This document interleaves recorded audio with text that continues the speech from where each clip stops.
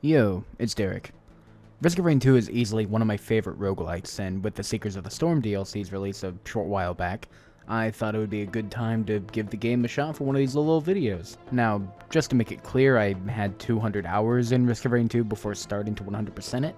I wiped all of my achievement data and made a new in-game profile, but the knowledge in those hours is much harder to get rid of. I may cut corners here and there, so I just want to explain why. To give a rundown of Risk of Rain 2's gameplay, you've got to make it through about 5 stages of item grabbing and life ending, playing as a character of your choice before you face an alien/god/#1 worm hater named Mithrix on the moon.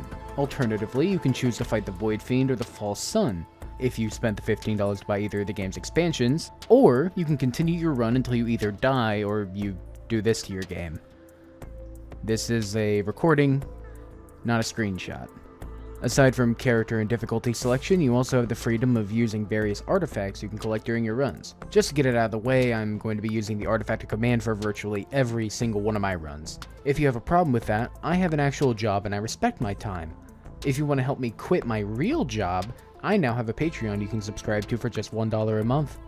Enough shilling though, let's talk about some achievements. To touch on the topic of artifacts again, there are a total of 19 artifacts that can each be collected by putting a specific series of shapes into a 3x3 layout on the 5th stage, and then clearing a small event where you collect keys to do damage to a shield around the artifact you're going for. All but 3 artifacts have achievements for unlocking them, those being Devotion, Delusion, and Rebirth. The codes you need to put in for each artifact can be found on stone tablets hidden around different stages, but I have unlimited knowledge at my fingertips.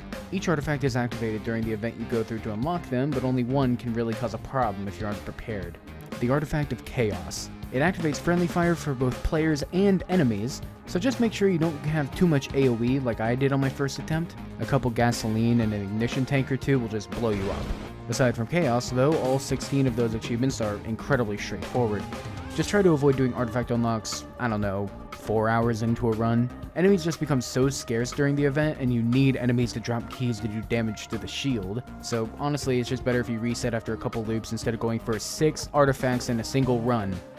I don't really want to ramble too much here, and I don't think you really care to hear me talk about dying 20 times or defeating 3,000 enemies. So here's a screenshot of my achievement spreadsheet that shows you every single achievement you're basically guaranteed to get if you play one run or the game as a whole for long enough. Assuming you actually interact with most of the interactables, of course. Some of the more stage-specific achievements could be worth a little explanation. For starters, you can wander into a cave under the otherwise worthless cliff and wetland aspect to find a skeleton you can blow up to unlock a pretty alright legendary item. On another second stage variant, Abandoned Aqueduct, if you locate 2 pressure plates scattered throughout the map at semi-random locations, a little cave will open up with 2 unique elite Elder Lemurians named Kiaro and Runald. As with every other form of life on this planet, I killed them for my own benefit of unlocking their respective bands. While speeding through stages for an achievement I'll talk about later, I managed to get to stage 3, more specifically Rally Point Delta, in under 10 minutes. This stage has a cool little unique equipment chest that can only be opened in the first 10 minutes of a run, and it always has the item called the Prayon Accumulator. It is literally just a BFG, and that means it's really good. In just a couple more stages in the Sky Meadow, I can shoot about 20 rocks flying through the middle of the map to unlock an equipment that will have virtually no use to me since I'm using the Artifactor command. A few friends of mine and I decided to activate a golden portal 1 hour and 1 loop deep into a run, and oh look, Aurelianite is being demolished.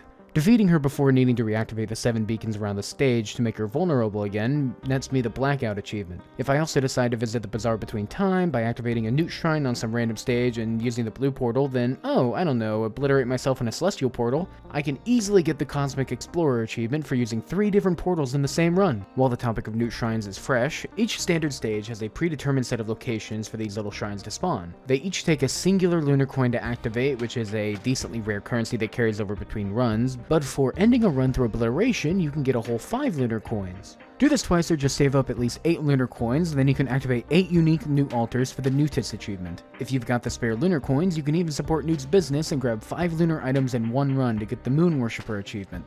Alright, enough stage-based achievements for now.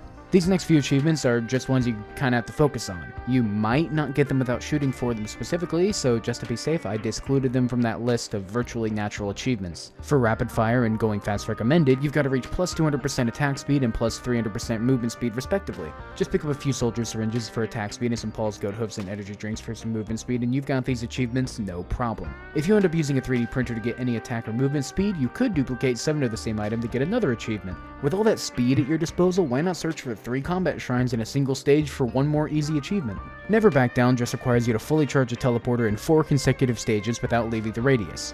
Eventually, you just don't really need to move much to do a teleporter event, and generally enemy knockback isn't too crazy to prevent you from doing this, so again, you just kinda have to think about it and it's no problem. Naturopath can be a little tricky if you don't know how to get around it. It asks the player to complete everything up to the end of the 3rd stage without healing. Sounds tough on paper, but A, I'm playing on Drizzle, aka baby's first video game difficulty, and B, regeneration is technically not healing. Between Drizzle's natural HP regeneration and maybe a cautious slug or 2, or just not getting any healing items before stage 4, Naturopath is a breeze to get.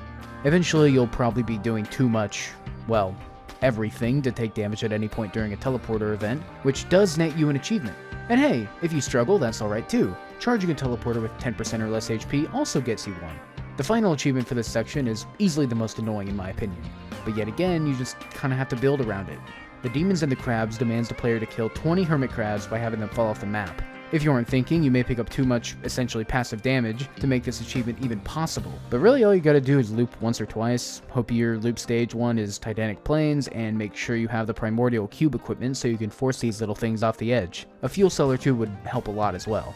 The item you unlock for doing this is arguably one of the most fun in the game, though, so I definitely recommend going for this even if you don't want to unlock everything for some reason. Risk of Rain 2 has characters. Most of these characters need unlocked, except for a select few, and most characters have unlockable alternatives to their skills. Commando, Huntress, and Railgunner are all unlocked by default, or by spending $15 on an expansion in Railgunner's case. I guess Seeker is also in the same camp, but there are no achievements related to that survivor, so she may as well not exist to me. That being said, Commando is a very straightforward guy with straightforward skills to unlock. To start, I want to rush to the first teleporter so I can fully charge it in under 5 minutes, then I want to go for 20 stages without picking up any lunar items. If I don't find one by the 20 stage mark, I just want to keep looping until I find an overloading worm so I can kill it for the 3rd and last skill unlock. Huntress wants me to pick up 12 crowbars for one of her skills, and if I find some low health enemies early on, I can toss a glaive and kill with every hit of it for another. This one's tricky, but with the help of a friend and extremely careful gameplay, I can complete Rally Point Delta without losing a single bit of HP in any way. A very oddly difficult and specific achievement, but friendship is a powerful force. Just to get the freebie characters out of the way, Railgunner's gotta hit 30 consecutive critical shots without missing a single shot between those 30. This one took me a little time, but I got there eventually. I easily killed 3 enemies with a single supercharged shot while airborne though. I love thin platforms combined with simple player tracking. My unlocks for Railgunner didn't start until the day of the Seekers of the Storm expansion, and in the most cinematic way possible I managed to land 1 million damage in a single shot against the False Sun himself for Railgunner's last unlock. Yeah. Okay. Okay. Now for everyone else, all of which need to be unlocked in one way or another. To unlock the Bandit, you've got to complete the 3rd teleporter event without dying. I would have included this in my list of achievements you're gonna get through basic gameplay, but a character unlock is special enough, I think. All I've got to do with the Bandit is stack up a ton of backup magazines, unload about 20 more crits into a tanky enemy, and kill it while it's got 20 stacks of Bandit's unique hemorrhage debuff. Similar to one of Railgunner's achievements, I've got to finish off 15 enemies with Bandit's special skill without missing, or failing to kill with the attack between those 15 shots. I actually remembered you can abuse the rocks in Sky Meadow for this achievement, but only after I had plenty of headaches caused by this achievement in the same run. Speaking of Bandit's special, to get his alternative special, you gotta kill the final boss with his default special. This wasn't actually too bad. I just made sure not to get a bunch of items that did damage independently from the skill itself, and since you can infinitely reuse Bandit's special after his cooldown is done, Mithrix lost to it without much of a problem. Multi is a very tanky fellow with a bit of a slow start, but a very solid kit overall. Too bad one of his achievements gave me too much trouble purely because of some very, very poor luck. Defeating 2 Beetle Queens without leaving the teleporter zone is incredibly easy, same for clearing the void field on or after stage 7. But for some reason, the achievement that needs me to kill an Imp Overlord with a Prion Accumulator just wasn't happening. They just refused to spawn when I had a Prion Accumulator. This honestly was probably the most aggravating achievement for me. There were just so few Imp Overlords, and each time one would spawn, it would just spawn on someone else and immediately get caught in their damage and die in half a second. Yes, I know I could have reset over and over until I got a somewhat early Imp Overlord with a Prion Accumulator in hand thanks to the Artifact of Command, but I'm too stubborn for that. The last effort my friends and I had in mind was to make a trip to the Void Fields and pray that Imp Overlords would be one of the enemy types that spawned. It was close, but with enough luck and Prion spamming, an Imp Overlord did die to the impact of a Prion shot, and I was able to start having fun again. Okay, let me try to pick up the pace a little. Engineer's up next, and to unlock him I've just got to clear 30 stages. Not in one run, but that's what I did. I need to keep an eye out for various different minions to get 12 at once, finish charging a teleporter with no monsters left on the map, and defeat a teleporter boss in less than 5 seconds after it pops up. Keep an eye out for drones, hope and pray the enemy spawns like you, and just use a Trophy Hunter's Tricorn on stage 1. Simple as. Artificer is one of the most unique survivors with one of the best comebacks in the game's selection, and to unlock her you need to use 10 lunar coins on the crystal with her in it next to Newt in the Bazaar Between Time. Basically all of her achievements you're just going to get in one long run with her. You just have to kill 15 enemies without touching the ground, defeat a teleporter boss in 1 second of damage, and multi-kill 20 enemies at once. The timing on the multi-kill seems pretty forgiving, and the others are bound to happen as long as you play her properly, staying in the air away from enemies at all times. For simply reaching the Celestial Portal on Stage 9 and obliterating, you get the melee survivor, Mercenary. With this fun fella, you've got to not touch to the ground for 30 seconds, use 20 abilities in 10 seconds, and clear a prismatic trial without falling below 100% HP. The first two are simple and, again, are gonna happen naturally, if you play them vaguely right. But some will argue that the third here is the hardest achievement in the game. Prismatic Trials are seeded, 2-stage runs that you can do with any survivor, but with a selected assortment of modifiers and artifacts. This trial resets every 3 days. Unless you're Cabbage, which is to say a maniac who has mastered the art of the blade, nearly every Prismatic Trial will be incredibly difficult to take no damage to your HP in with Mercenary. I guess my pain with multi was worth it though, because on the fateful day of August 28th of 2004, the best Prismatic Trial possible started. Stage 1 is exclusively Beetle Guards, and Stage 2 is all standard Beetles. Literally all I had to do was play well, and it was done in no time at all. This was a massive relief to me because I expected this achievement to be virtually impossible. Thank you whoever made that trial, you are the best. Thank you.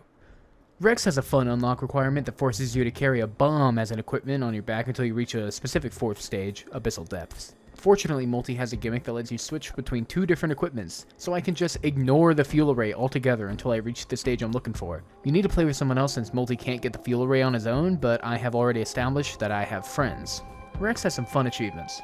For one, you've got to complete an entire teleporter event while being at 50% or less HP for the entirety of it. I've also got to knock a Clay Dunestrider into a pit on the 2nd stage, Abandoned Aqueduct. Rex's utility's got a lot of knockback, so even big fellas like this can be pushed by it, even if it's just a little. After stacking enough Weeping Fungus and getting my maximum HP high enough, running just always heals me for 1000 HP, so healing that much for a single tick is nothing at all.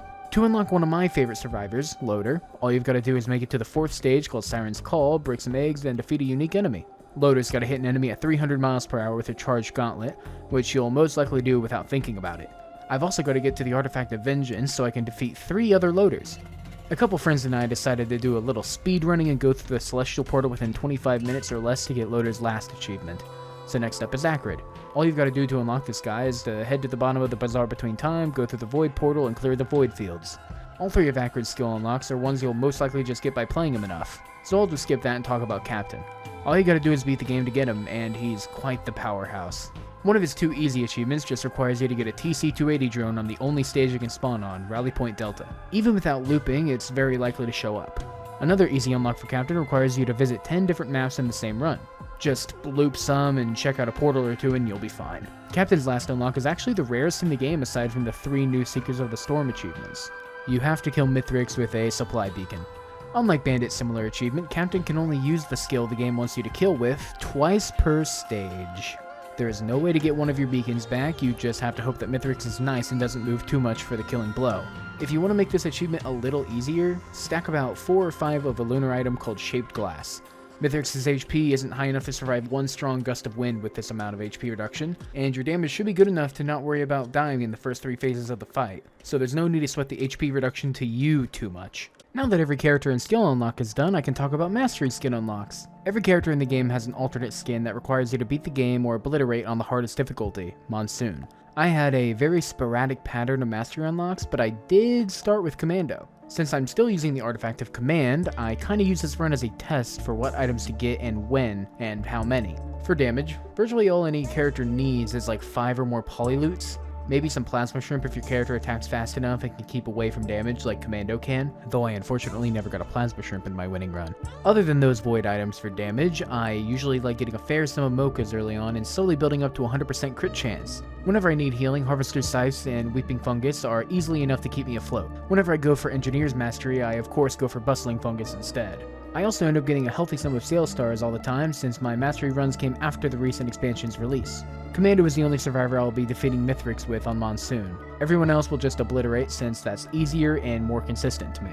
I won't lie, nearly every mastery run follows a similar pattern. Build as I need to, usually going for very basic stuff near the beginning, maybe having a run get out of hand from time to time because of one too many loops. But seriously, once I get the knowledge of what items I need and when, whether it's planned or in the moment, every mastery can be boiled down to a similar outcome. There are 3 achievements I have yet to talk about though. All 3 of them come from the Seekers of the Storm expansion, the horrible release that it was. To unlock an equipment that I would consistently pick up to ensure my safety in my mastery runs, all you gotta do is defeat the new boss, the False Sun. If you defeat him while having a Halcyon Seed, well, spoiler warning for anyone who cares by now, you can unlock the False Sun himself as a playable character. He doesn't have any achievements, otherwise I'd talk about him more, but the same goes for the final achievement. To unlock the Chef, you have to bring a specific set of items to a cave in the second stage introduced in the expansion, the Reformed Altar. These items being a bison steak, conscious slug, and an infusion. An underwhelming last achievement for an underwhelming character in an underwhelming expansion. Fitting. Okay.